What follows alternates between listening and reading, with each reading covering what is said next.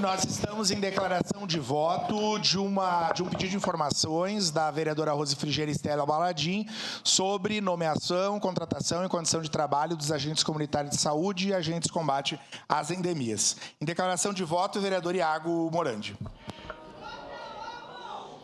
Só passando para dizer que eu apoio também as vereadoras ali. Todo pedido de informação é bom porque é transparência e acredito que o governo deve sim ser transparente.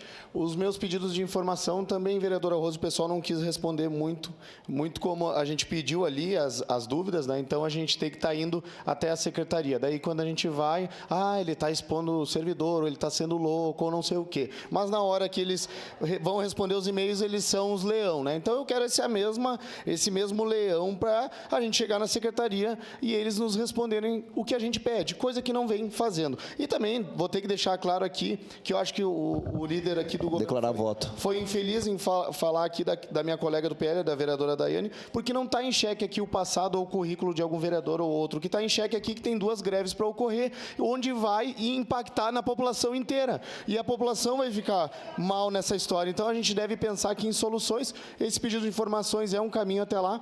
Contem com nós e a gente...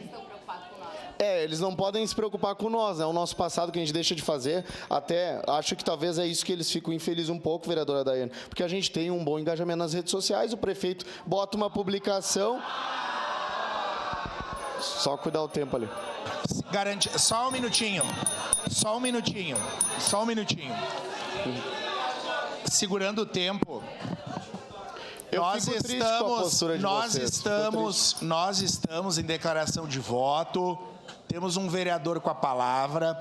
Vou lembrar aos colegas vereadores que, quando se manifestam, eles se dirigem à mesa, né? Só para nós mantermos e seguirmos o que o nosso regimento determina. Segue em declaração de voto o vereador Iago Morandi. Então seria isso, contem com o meu apoio para todo pedido de informação. A gente vai continuar fiscalizando o executivo e fazendo o que a gente prometeu em campanha ali.